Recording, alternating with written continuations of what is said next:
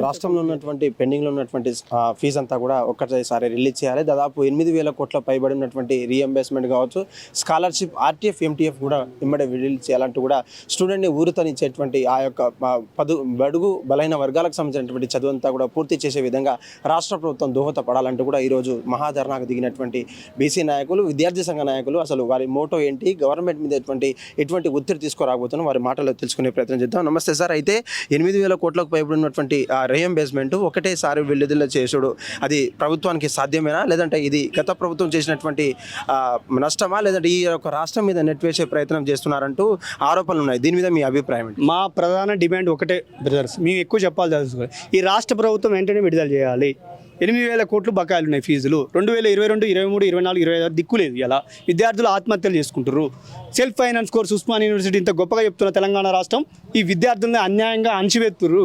దీన్ని వెంటనే మీరు మార్పు చేసుకోవాలి, రెగ్యులర్ కోర్సుగా మార్చాలి, రెగ్యులర్ ఫ్యాకల్టీని కూడా పెట్టాలి. పీజీలో కానీ, డిగ్రీలో కానీ, జూనియర్ కాలేజీలో కానీ, గురుకులాల్లో కానీ రెగ్యులర్ ఫ్యాకల్టీ పెట్టి రాష్ట్రం నడిపిస్తే విద్యా వ్యవస్థ బాగుపడుతుంది.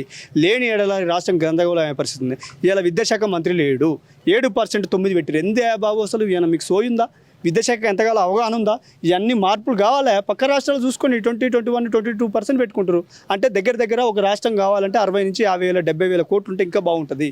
ఇవన్నీ మార్పులు వస్తే బాగుంటుంది. లేకపోతే కథం దొక్కి రాష్ట్ర వ్యాప్తంగా గందరగోళమై ర్యాలీలు, ధర్నాలు చేసే పరిస్థితి వస్తుంది. మీరు మార్పు రావాలని మా ప్రధాన డిమాండ్. కాంట్రాక్ట్ అవుట్సోర్సింగ్ విషయాల్లోకి వస్తే ఇప్పటికే అటు ఉస్మానియా యూనివర్సిటీ కావచ్చు, తెలంగాణ కాకతీయ యూనివర్సిటీ విద్యాకు సంబంధించినటువంటి కమిటీని అంతా కూడా ఏర్పాటు చేశాం. అక్కడ ఉన్నటువంటి ఖాళీలు, నియామకాలు త్వరలో పూర్తి చేశామంటూ కూడా పేపర్ స్టేట్మెంట్లు, దానికి సంబంధించినటువంటి ఆశాబాబులు PhD కంప్లీట్ చేయాలంటున్నారు. మరి దీని మీద మీ వ్యతిరేకత ఎందుకు సార్? ఇంకా ఇదంతా బోగస్ ప్రచారం, ఏం లేదు, శూన్యం, ఎక్కడ ఏం చేయలేదు.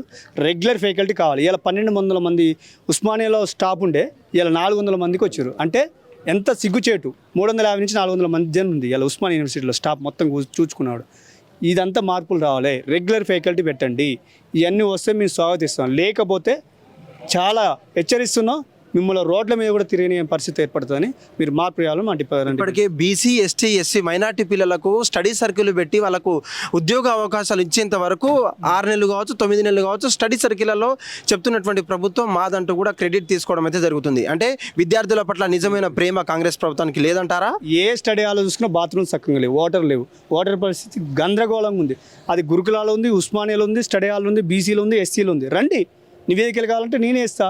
ఇలా నిరుద్యోగులు, విద్యార్థులు ఇలా రోడ్లకి ఎక్కిరా బాబు. మార్పులు వస్తే బాగుంటుంది, లేకపోతే పాతాళంకు తొక్కుతాం. మా రెండో ఎజెండా. ఇవన్నీ మార్పులు వస్తే మేము స్వాగతిస్తాం, మేము ప్రధానంగా కోరుకుంటున్నాం. ఇది మా రైట్. ఇది పరిస్థితి. తెలంగాణ రాష్ట్రంలో ఉన్నటువంటి పెండింగ్లో ఉన్నటువంటి 8,000 బకాయిలకు సంబంధించినటువంటి స్కాలర్షిప్లు కావచ్చు, స్టైఫండ్లు కావచ్చు, రీఎంబర్స్మెంట్ అంతా కూడా విడుదల చేసి విద్యార్థులకు దోహదపడాలంటూ కూడా ముఖ్యమంత్రి వారికి విన్నవించినటువంటి పరిస్థితి. ఇప్పటికే తెలంగాణ రాష్ట్రంలో విద్యాశాఖ మంత్రి లేకపోవడం ఒక సిగ్గుచేటిగా భావిస్తున్నటువంటి విద్యాశాఖ సంబంధించినటువంటి అధికారులు కావచ్చు, అక్కడ ఉన్నటువంటి ఉన్నత అధికారులు ఏం పనిచేస్తున్నారు, ఒక మినిస్ట్రీ లేనిది ఒక సెక్రటరియట్ తోనే మీ యొక్క పని చేస్తారా, లేకపోతే మా యొక్క విద్యార్థుల పట్ల మీ యొక్క ప్రేమ ఏమైందంటూ కూడా ప్రశ్నిస్తున్నటువంటి పరిస్థితి. ఇప్పటికే తెలంగాణ రాష్ట్రంలో ఉన్నటువంటి అన్ని యూనివర్సిటీ, అటు ఓయూ కావచ్చు, కాకతీయ కావచ్చు, నల్గొండలో ఉన్నటువంటి మహాత్మా గాంధీ కావచ్చు, తెలంగాణ యూనివర్సిటీతో పాటు అన్ని యూనివర్సిటీలో కూడా రెగ్యులర్ ఫ్యాకల్టీని వెంటనే నియమించాలి.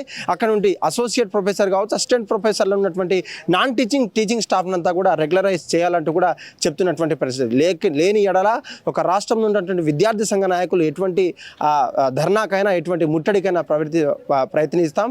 మా యొక్క బలం మీరు టెస్ట్ చూడాలంటే మాత్రం ఈ యొక్క ప్రెస్ మీట్ పెట్టడం అయితే జరుగుతుంది. కెమెరామ్యాన్ పవన్తో కలిసి, కెమెరామ్యాన్ ప్రవీణ్తో కలిసి సురేష్, ఉస్మానియా నుంచి. హిట్ టీవీ యాప్, ఇందులో short news, live news, entertainment shows, movies, digital magazines తో పాటు మీ జిల్లా వార్తలను కూడా ఫ్రీగా చూడొచ్చు. ఇంకెందుకు ఆలస్యం, వెంటనే హిట్ టీవీ యాప్ ని డౌన్లోడ్ చేసుకుని ఫ్రీగా ఎంటర్టైన్మెంట్ పొందండి. Hit TV app. Hit TV app. Please download hit TV app. Hit TV app ని ఫ్రీగా డౌన్లోడ్ చేసుకుని ఎంజాయ్ చేయండి. మీకు నచ్చిన ఎంటర్టైన్మెంట్ కోసం హిట్ టీవీ యాప్ ని ఫ్రీగా డౌన్లోడ్ చేసుకుని ఎంజాయ్ చేయండి. హిట్ టీవీ యాప్ ని డౌన్లోడ్ చేసుకుని ఆస్వాదించండి, ఆశీర్వదించండి. ఇంతమంది సెలబ్రిటీలు హిట్ టీవీ యాప్ ని డౌన్లోడ్ చేసుకోండి అని చెప్తున్నారంటే ఎంత మంచి యాప్ ఆలోచించండి. అమెరికా అమెరికా అమెరికా అమెరికాలో చదవాలనుకునే వాళ్ళకి విశ్వసనీయమైన పేరు మన శౌర్య కన్సల్టెన్సీ.